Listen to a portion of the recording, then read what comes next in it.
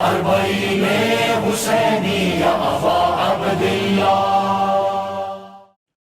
اعوذ باللہ من الشیطان الرجیم، بسم اللہ الرحمن الرحیم۔ السلام علیکم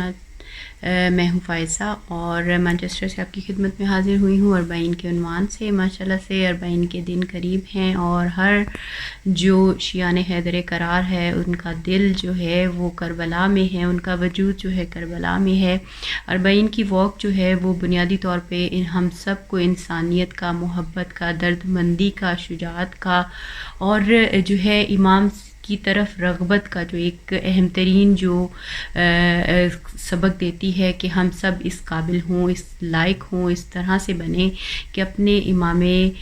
حسین علیہ السلام کے نقش قدم پر چلتے ہوئے اپنا سب کچھ رب تعالیٰ کی ذات پہ جو ہے وہ قربان کر سکیں۔ کیونکہ جو لوگ بھی اربعین کی واک پر گئے ہیں وہ سب جانتے ہیں کہ کس طریقے سے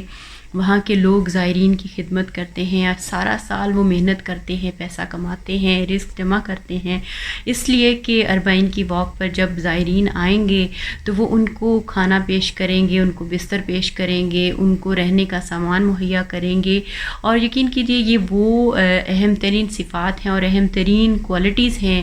جو کہ ہم سب میں ہونی چاہیے۔ اربعین اسی چیز کا نام ہے کہ آپ کے گھر میں، آپ کے ذات میں، آپ کے وجود میں، آپ کے پاس میں جو کچھ بھی ہے وہ سب کچھ آپ راہ خدا میں، بندگان خدا کے لیے ان کی مدد، ان کی محبت میں، ان کے ساتھ میں جو ہے وہ خرچ کریں، اللہ تعالیٰ کی راہ میں خرچ کریں۔ اربعین محبت کا پیغام ہے، انسانیت کا پیغام ہے، درد مندی کا پیغام ہے۔ جس طرح امام حسین علیہ السلام کے زائرین کی خدمت وہاں پہ رہنے والے جو میزبانی کے فرائض انجام دینے والے کرتے ہیں وہ بالکل یہی پیغام دیتے ہیں۔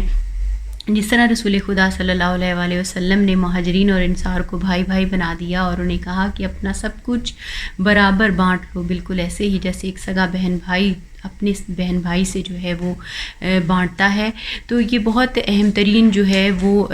موضوع ہے کہ جس کے اوپر ہمیں توجہ کرنے کی بھی ضرورت ہے اور ان صفات کو اپنے اندر احیا کرنے کی ضرورت ہے، خصوصاً وہ لوگ جو اربعین کی واک پر نہیں جا سکے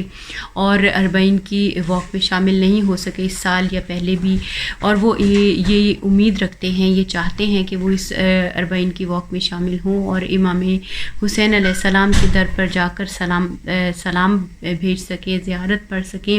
تو ہم سب کو پہلے اس چیز کی معرفت کی ضرورت ہے کہ ہم اگر زائرین حسین بننا چاہتے ہیں تو ہم امام سے لینا کیا چاہتے ہیں، ہم امام سے مانگنا کیا چاہتے ہیں اور امام کو ہم سے کس چیز کی ضرورت ہے۔ یعنی ہم وہ مانگ رہے ہیں کہ اس دنیا سے ریلیٹڈ ہے یا کہ ہم امام سے امام کی راہ مانگ رہے ہیں۔ أربعين حسينية